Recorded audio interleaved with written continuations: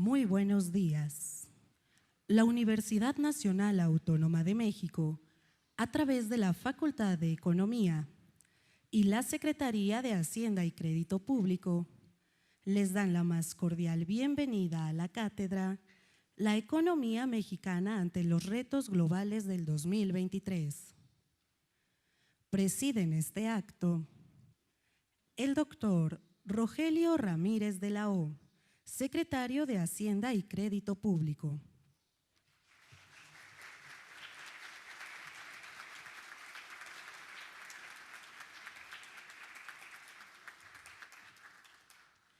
El doctor Leonardo Lomelí Vanegas, secretario general de la UNAM.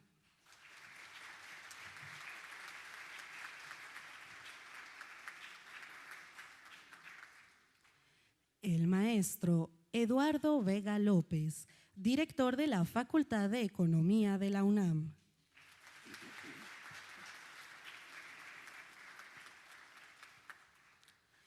El maestro Gabriel Llorio González, subsecretario de Hacienda y Crédito Público.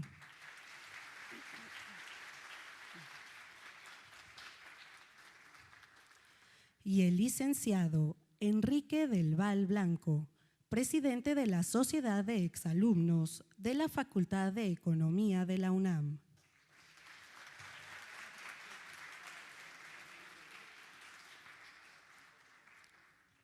Saludamos la presencia de autoridades universitarias y de la Secretaría de Hacienda y Crédito Público, del licenciado Dionisio Mid, presidente del Consejo Directivo de Fundación UNAM, así como de académicos y alumnos de la Facultad de Economía que hoy nos acompañan.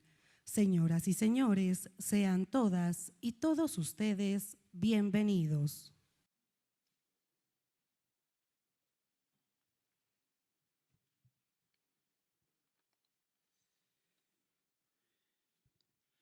Muy buenos días.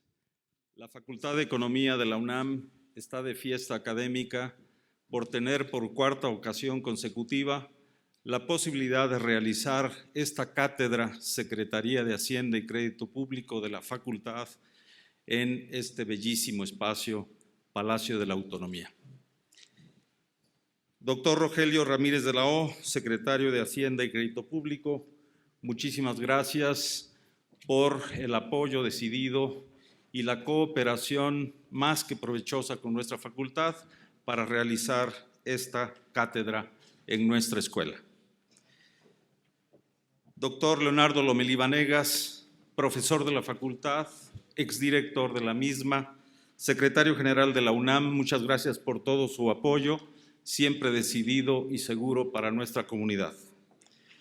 Maestro Gabriel Llorio González, subsecretario de Hacienda y Crédito Público, muchísimas gracias por el trabajo compartido y muy eficaz para darle contenido a cada una de las sesiones y ofrecer los mejores perfiles de las y los funcionarios que serán quienes las impartan. Licenciado Enrique del Val Blanco, coordinador general de Planeación y Simplificación de la Gestión Institucional de la UNAM y presidente de nuestra Asociación de Exalumnos de la Facultad de Economía, muchísimas gracias por su siempre comprometido y más que amistoso apoyo a nuestras actividades. Licenciado Dionisio Mid, presidente de la Fundación UNAM, mil gracias, agradecido siempre por la cooperación institucional para tener acceso y aprovechamiento de este bellísimo recinto. Doctor Rolando Cordera Campos, doctor honoris causa de la UNAM y profesor emérito de nuestra Facultad de Economía, muchísimas gracias por acompañarnos como siempre. Estudiantes de la facultad, profesoras y profesores de la misma, esta cátedra de origen fue diseñada, acordada y puesta en vigor entre la Secretaría de Hacienda y Crédito Público y nuestra facultad para beneficio directo de ustedes. Está hecha para complementar la formación profesional de las y los economistas que se forman en nuestra escuela y que tengan la ocasión de manera directa escuchar a las y los funcionarios de primer nivel, quienes diseñan y ponen en vigor la política económica del país. Cuando uno ve el programa, no hay duda de que ese propósito en esta ocasión, de hoy lunes al próximo viernes, quedará una vez más satisfecha esa expectativa y ese propósito explícito para beneficio de ustedes.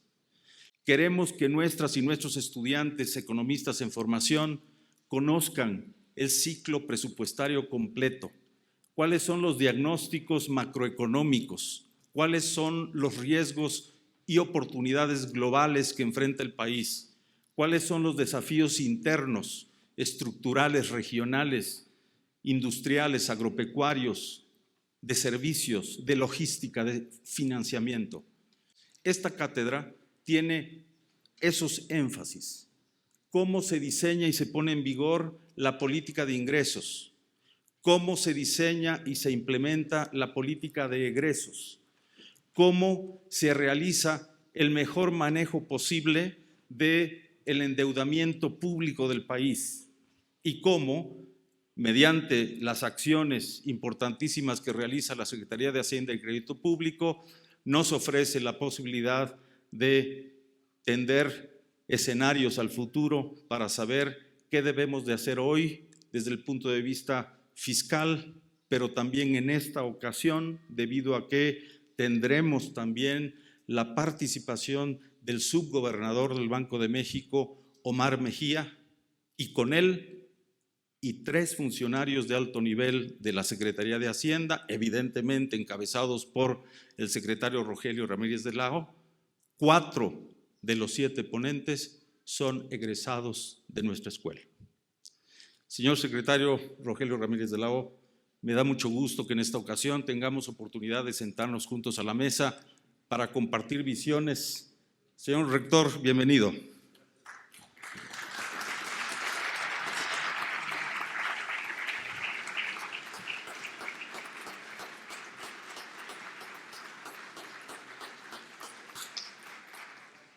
Siguiendo sus instrucciones, empezamos puntualmente y le doy la más cordial bienvenida. Qué bueno que se suma a nuestra mesa. Estaba a punto de decirle al secretario de Hacienda que me da muchísimo gusto tenerlo en este recinto, porque aquí, hasta donde entiendo, realizó los últimos 2 años de sus estudios de preparatoria. Así que sentimientos, emociones y compromisos nos unen en este momento y por lo tanto no tengo más que continuar con el programa, cediendo la palabra a quienes están para ello ya previstos y pues le agradezco mucho a todas y todas que estemos poniendo en vigor esta 4ª ocasión de la Cátedra de Hacienda y Crédito Público de la Facultad de Economía. Muchas gracias.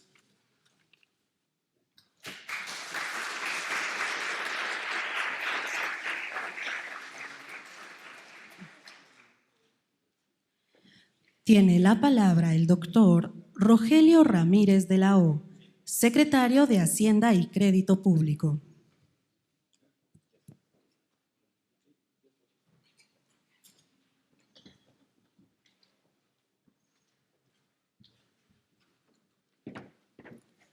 Buenos días, muchas gracias por esta amabilísima invitación.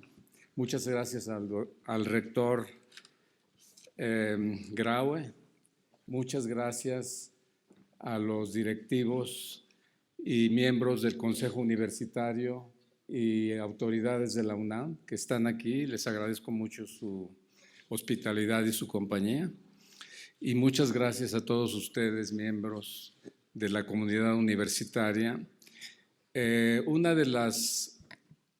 es la primera vez que yo vengo a esta cátedra, me honra, pero especialmente porque comparto con ustedes, con los alumnos. Por supuesto, a los profesores, pues todos venimos, la mayor parte, supongo, de la misma escuela de la UNAM, pero con los alumnos comparto el sentimiento de querer llegar a ser un buen economista. y quiero transmitirles un mensaje personal de que no basta con estar en una gran casa de estudios, sino que en gran medida su aprendizaje va a depender de ustedes mismos, porque ya gran parte de lo que nosotros aprendemos es a base de nuestra propia lectura y de nuestra capacidad de inquirir, ya sea sobre nuestros profesores, sobre nuestros asesores de tesis o sobre otras personas que vamos a estar encontrando en nuestra vida, en los ámbitos profesionales. Me importa mucho la UNAM porque desde hace mucho tiempo se ha visto ausencia de los economistas de la UNAM en los grandes centros de actividad económica y de actividad pública. Antes de venir aquí, pregunté por 2 o 3 egresados que habíamos invitado a la Secretaría de Hacienda hace 2 años y no están ya. No se motivaron suficientemente, no los motivamos, o ellos no están viendo en el servicio público necesariamente su desempeño mejor. Y mi labor aquí es con ustedes dialogar y tratar de motivarlos para que aprecien lo que vale la capacidad de análisis económico en el ejercicio público y sobre todo con la Secretaría de Hacienda, que es la diseñadora de las políticas económicas. Voy a valerme que va a venir un grupo muy destacado de miembros de la Secretaría de Hacienda, el subsecretario Gabriel Llorio, el jefe de unidad de planeación Rodrigo Mariscal, el jefe de unidad de ingresos tributarios Francisco Arias, Rodrigo Parral, entiendo, y uno de los vicegobernadores del Banco de México, para no entrar en grandes detalles, pero les voy a presentar seguramente lo que ellos van a profundizar, lo toco, y lo que quiero y la intención es desprender lo que yo percibo que puede ser el mensaje de fondo para ustedes. Voy a tener que regresar a la Secretaría porque dejé inconclusa una reunión en donde estamos discutiendo, entre otras cosas, algo que se mezcla con Constitución, leyes secundarias, sector salud, modificaciones, ingresos, egresos, distribución de los mismos entre federación y estados. Entonces, voy a regresar allá, pero antes quiero darles mis impresiones y mi actualización sin entrar al detalle. Tema número 1, si me apoyan con la gráfica. Estamos viviendo un capítulo inflacionario que no habíamos visto desde los años 70. A muchos luego se nos olvida que siempre han sido más frecuentes en el siglo XX y desde el siglo XX los capítulos inflacionarios que los capítulos de inflación bajo control. Entonces, la primera descripción que les quiero hacer es sobre nuestro entorno externo. En este entorno externo, la inflación llegó a niveles, como ustedes saben, muy altos por el salto de los precios de la energía y de los alimentos. Voy a seguir hablando, no importa si hay gráfica o no. Estas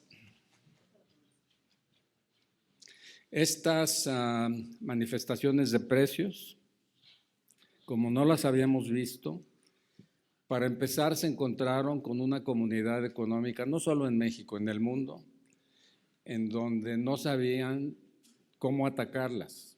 Y todavía hay confusión. Los bancos centrales creen que las van a atacar con mayores tasas de interés. Algunos gobiernos creen que las van a atacar con controles de precios o con manipulaciones en los tipos de cambio. Otros con subsidios, por ejemplo, Europa está sumida en una gran crisis de subsidios a la energía que está amenazando con quebrar sus finanzas públicas. Esta curva de precios viene descendiendo, pero no, aquí pueden ustedes ver, yo creo que se pasaron una gráfica, pero dejen esta. Aquí estas curvas de precios, como ustedes pueden ver, tocaron techo, están bajando, pero el precio que nos interesa aquí, que es en donde está la presión inflacionaria, es la curva azul. Perdón, la curva, sí, azul, de alimentos. Y ahí no vemos que va a bajar tan rápido la inflación.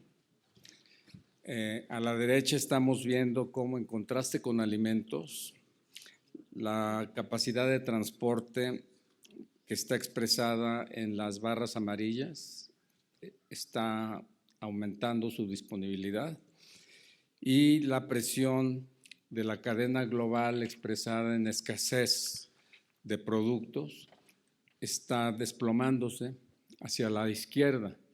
Entonces, este es un problema de inflación que está concentrado por el lado de alimentos en primera instancia, y el alimento, como lo dirían los autores clásicos, Marx, por ejemplo, es la fuente propulsora del aumento de salario.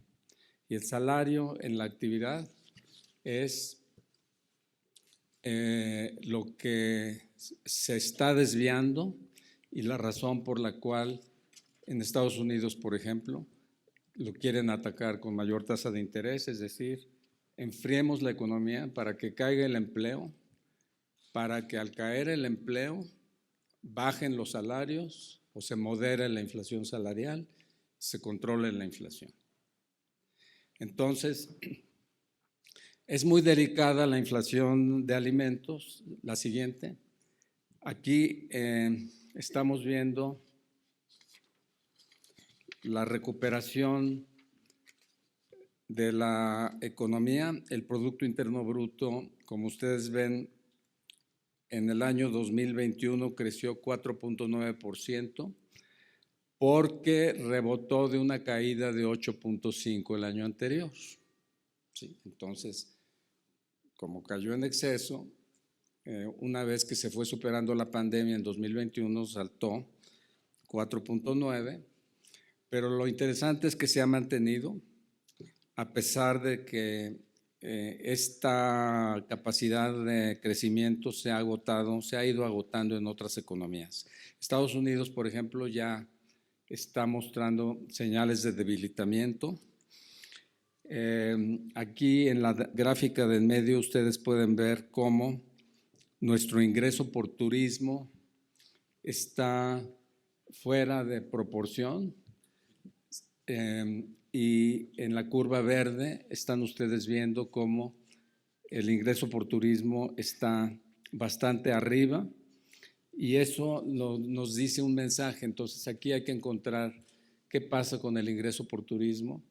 En Estados Unidos el gobierno repartió muchísimo dinero, las cuentas de las familias siguen muy abultadas, menos las de ingresos bajos, mucho las de ingresos altos, y durante el COVID esas familias se aislaron y el ingreso por turismo está reflejando no solamente el deseo de salir, sino la disponibilidad de dinero para hacerlo. Quiero llevarlos a una gráfica más y después entrar a temas más generales. El consumo privado ha tenido 3 rebotes o 3 caídas muy fuertes y luego una recuperación.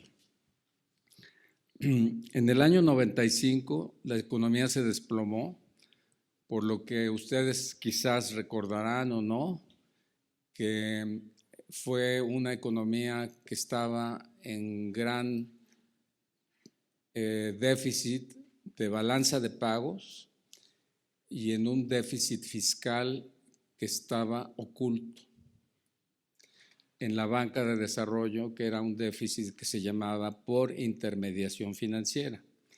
Cuando NAFIN presta dinero y pierde ese dinero, pero no lo refleja el balance público, entonces es un déficit por intermediación financiera que se está acumulando. En la gestión del presidente Salinas ocurrió eso. Después de la salida del presidente Salinas se reformaron las normas presupuestales y ahora ya no es posible ocultarlo. Pero entonces, en el año 95, la economía se desplomó, el peso se desplomó casi al doble de lo que estaba contra el dólar y la economía se recuperó y se recuperó muy rápidamente. Las fuentes de recuperación fueron, en el año 95, es la primera barra a la izquierda, el consumo privado aportó 67.9%, la inversión privada 14% y la exportación neta 9.5% de la recuperación. Nunca en México habíamos visto una contribución tan fuerte de la exportación neta a la recuperación y no la hemos vuelto a ver, pero era una recuperación con un tipo de cambio subvaluado, porque el tipo de cambio se fue de 3.5 casi a 7 y después medio se quedó arriba, pero México estaba baratísimo. La exportación estaba muy competitiva de precio y como el mercado estaba más o menos deprimido, entonces las empresas tuvieron que salir a vender sus excedentes y tenían rentabilidad para hacerlo. Después vino otra gran crisis que fue la de las hipotecas en Estados Unidos. Esa fue una primera crisis que tuvimos causada por un fenómeno externo. México no estaba tan mal en 2008, sin embargo el producto cayó. En 2009 cayó muy fuerte. La recuperación de la demanda en el consumo fue 63.9, fue muy poco comparado con el anterior. En la inversión privada 14.1, parecido al anterior. Y en la exportación neta no aumentó mucho, solo 2.5%. Viene la tercera recuperación, que es la que estamos viendo hoy, y en el año 2022 el consumo privado está aportando 70% de la recuperación, es decir, esta recuperación que estamos viendo hoy tiene mayor encadenamiento interno y por eso es que el consumo privado está aportando tanto.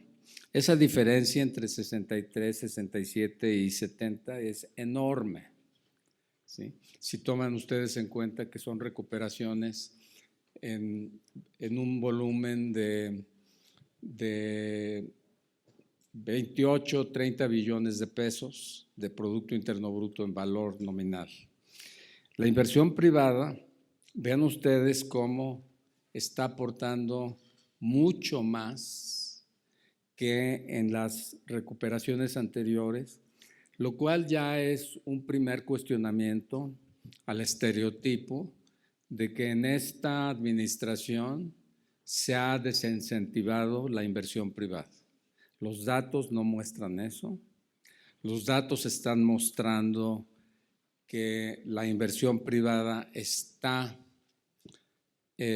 participando fuera de línea histórica y sin embargo a la derecha la exportación neta está en negativo y en parte está en negativo, en gran parte, y seguramente Rodrigo va a tocar esto cuando le toque, porque la inversión privada conlleva importaciones de bienes de capital y esas importaciones se agregan a la diferencia aritmética entre exportación e importación y entonces la exportación neta aparece como menos. Sin embargo, sí es una diferencia muy grande. Se los quiero resaltar porque hay una historia en general en las comunidades económicas, de negocios, de las universidades privadas, etcétera, de que en esta administración no está cambiando nada. Y este es un cambio muy fuerte, que el consumo está afianzándose, que la inversión privada está aumentando y que ese aumento está llevando a mayores niveles de importación de bienes de capital que al mismo tiempo están reflejándose en un nivel de producción que está mucho más autosustentable en la demanda interna y no tanto en la demanda externa. La leyenda anterior a esta experiencia nuestra es que cuando Estados Unidos caía, México caía más, y cuando Estados Unidos se recuperaba, México se recuperaba quizás más.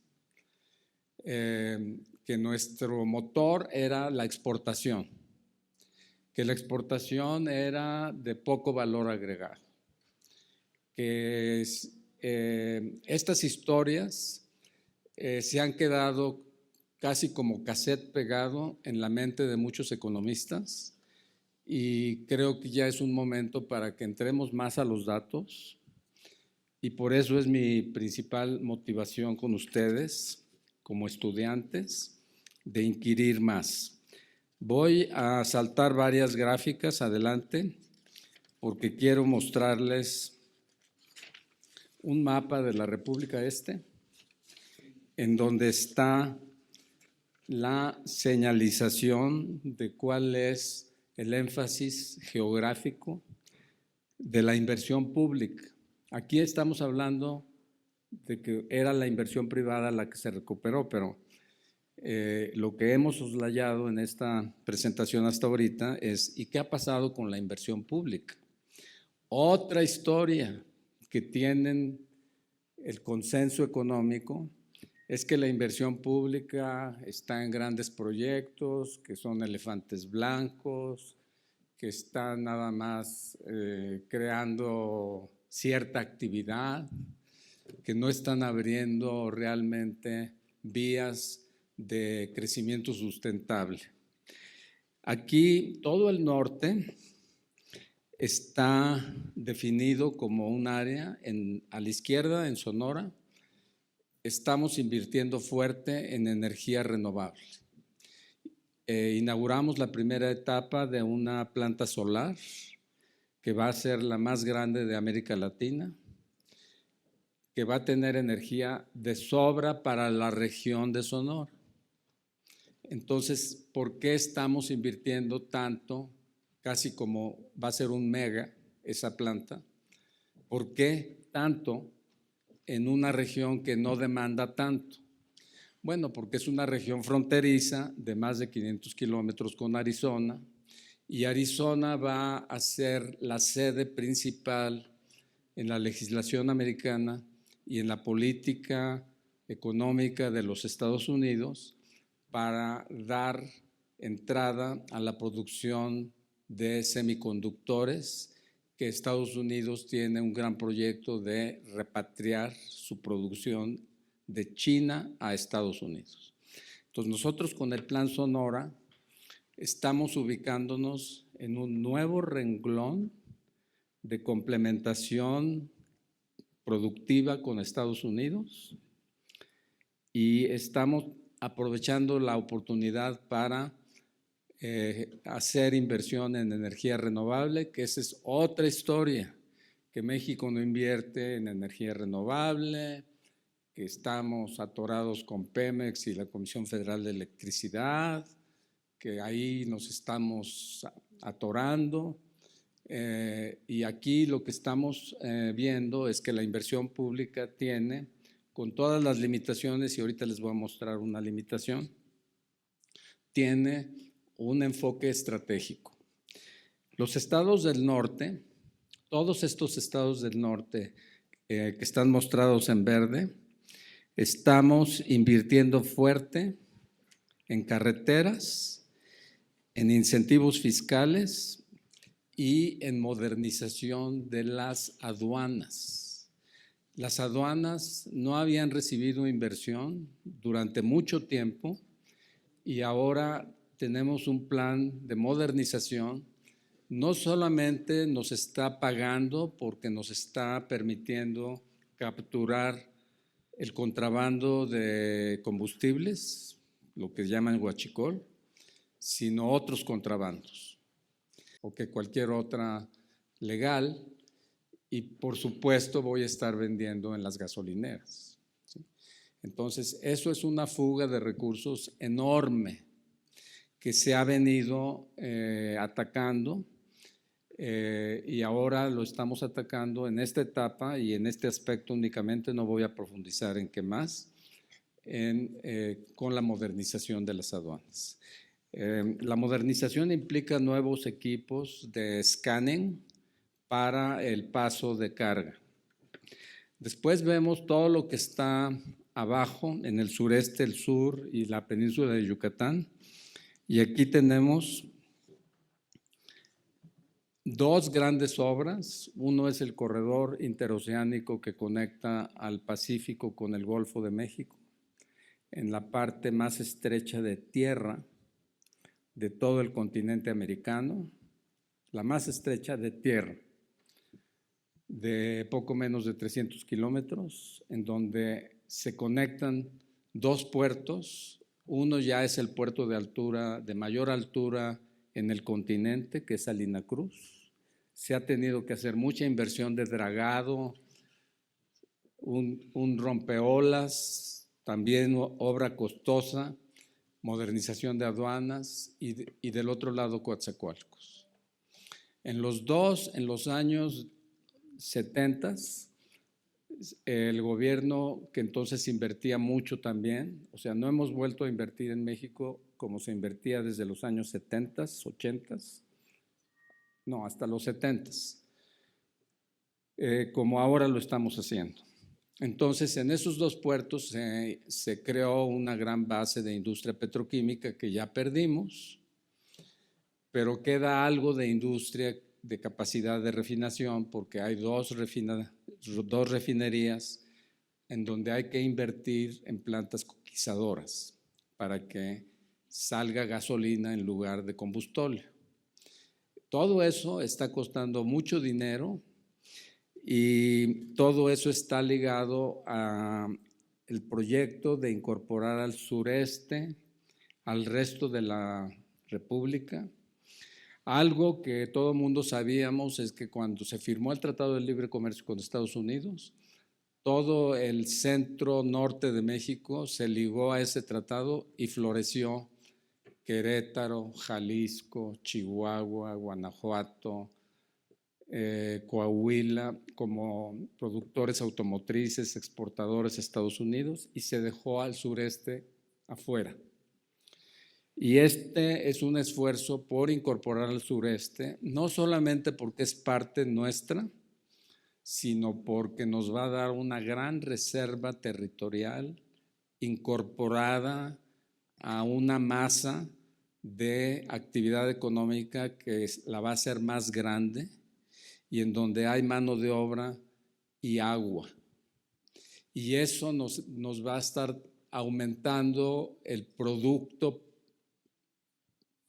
potencial de México a mediano y largo plazo.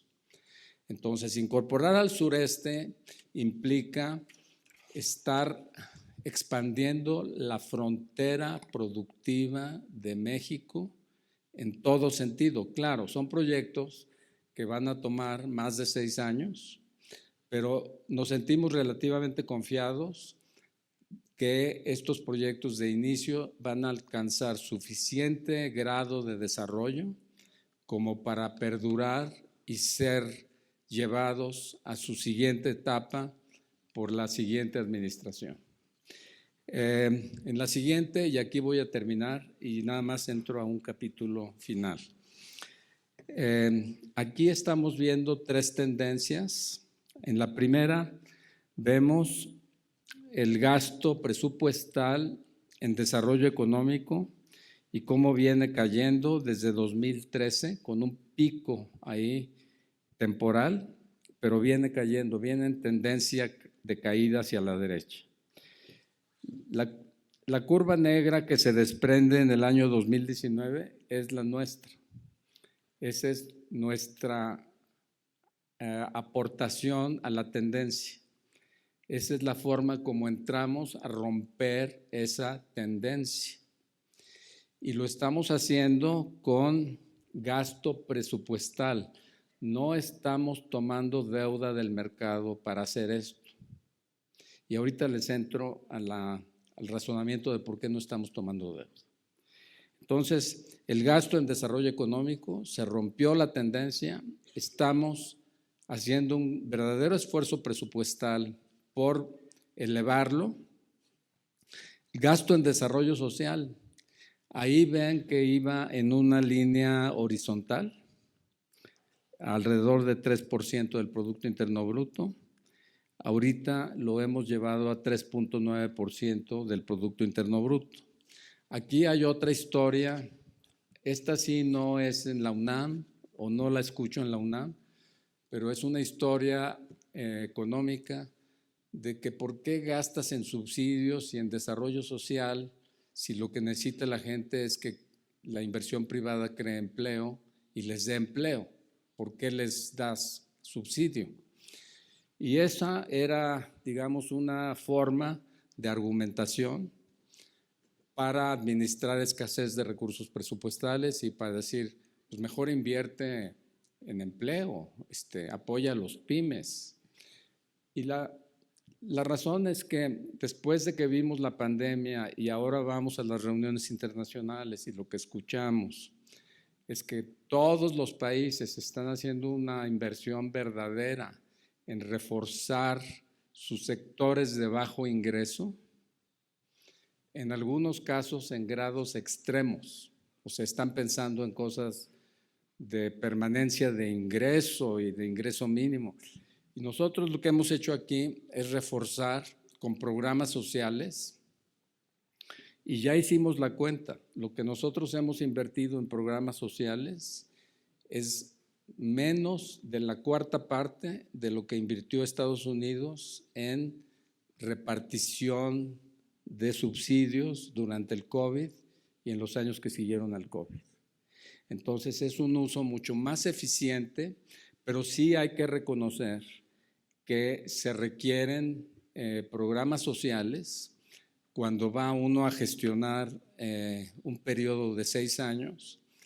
Va a ser muy difícil hacerlo en una economía que viene de 30 años de caída del salario mínimo, de caída de ingresos, de toda la región del sureste abandonada, de una juventud que no tiene ningún programa, etcétera, etcétera. Entonces, por eso es que el gasto en desarrollo social ahora encuentra una justificación de política pública sostenida. A la derecha, la otra tendencia que estamos rompiendo, que es la tendencia a la baja de la inversión pública. Aquí pueden ustedes ver cómo ya la rompimos. Estamos invirtiendo 1.1 billones de pesos en inversión pública y esto es una suma gigantesca para un gobierno, uno, que no subió tasas de impuestos y dos, que no fue al mercado a tomar deuda. Ahora, entro al razonamiento de deuda e impuestos. La deuda no la hemos querido tomar porque venimos de periodos en los dos gobiernos anteriores, si no es que los tres, pero en realidad son los dos, porque Fox no aumentó tanto la deuda.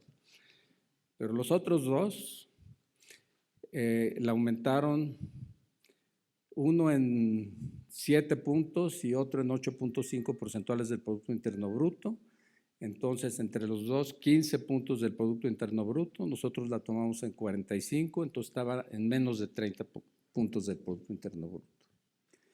Claro, entonces están tomando deuda. ¿Qué van a hacer después de que tomen deuda? Pues van a querer subir impuestos, porque entonces, ¿cómo mantienen el nivel de deuda? ¿Cómo le dan el servicio a la deuda? Porque además México es un país que desde que superamos las crisis de los 90 y costó mucho trabajo y me parece que fue la administración del presidente Fox donde México recibió el grado de inversión, ¿sí? Todavía el presidente Zedillo no la recibió, pero el grado de inversión también para quienes están pensando en mercados financieros es un abaratamiento del costo de financiamiento y es un toque de confianza internacional en México. Y eso impacta también los costos de financiamiento, no solo del gobierno, sino del sector privado. Entonces, cuando se logra el grado de inversión, es precisamente porque se hace un gran esfuerzo de ajuste en los años 90 y se aspira al grado de inversión para abatir el costo del endeudamiento. Y eso nos lleva a un relativo paradigma que fue que los gobiernos entonces ya no podían invertir mucho y gastar mucho excepto subiendo impuestos. Por eso es que hay varios aumentos de impuestos. Nosotros estamos tomando menos deuda y no hemos tomado deuda, yo decía, pero cuando cayó el Producto Interno Bruto, 8.5% en el año 2020, en una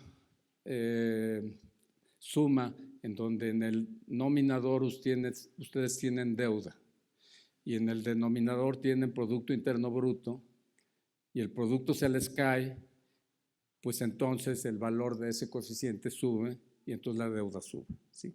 Esa fue la razón por la que subió, pero no porque hayamos tomado deuda.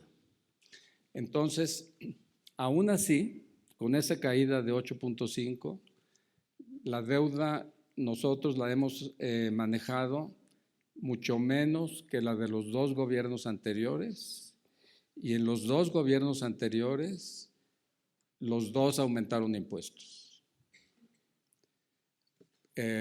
y tomaron deuda. Entonces, por esa razón es que nosotros seguimos diciendo, estamos enfatizando, sí hay un cambio de fondo. No me voy a atrever a decir cambio estructural porque ya esas palabras están muy abusivamente empleadas, pero sí es un cambio de fondo el que estamos teniendo en política pública y en la orientación de política pública. Una reflexión final. Estamos escuchando todo tipo de lecciones a nivel académico de que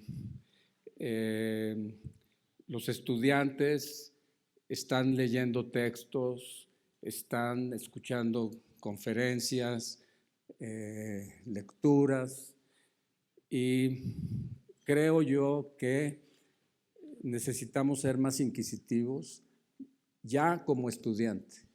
Olvídense de la clase, escuchen la clase, están obligados a escuchar la clase en donde viene todo lo básico.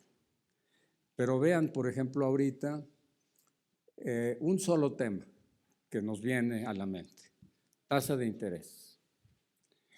La tasa de interés la está tomando la profesión económica como el precio del dinero. Entonces hay que aumentar el precio del dinero para que haya menos crédito, para que la inflación baje. Pero en realidad la tasa de interés, y esa es la razón por la que hay que estudiar más y hay que meterse más en la teoría, la tasa de interés normalmente debe reflejar la tasa de utilidades de la economía, porque, y así fue como nació con los clásicos, es la tasa de utilidades la que determina cuál es el costo del dinero, porque si alguien me presta dinero para un proyecto y me da un rendimiento del 10%, ese 10% es la utilidad y va a aproximar en el largo plazo a la tasa de interés. Entonces, aquí se está tratando la tasa de interés completamente desligada de cuál es la tasa de utilidades. Entonces, la traemos en cero cuando las utilidades en los sectores más dinámicos en Estados Unidos, por decir, cero en Estados Unidos, los sectores más dinámicos, son tasas de utilidades del 20-30%, y ahora la desplomamos o la queremos, ya se desplomaron las utilidades y estamos subiendo la tasa. Luego aparece el tema de tasa natural de interés. Lo escuchamos todo el tiempo en las argumentaciones de los bancos centrales. Y lo que veo como están definiendo la tasa natural de interés es la tasa en donde la economía ni se sobreacelera ni se contrae. Y está definida en términos de su papel cíclico con respecto al desempeño económico, pero esa no es la tasa de interés. En la teoría verdadera, esa no es la tasa de interés.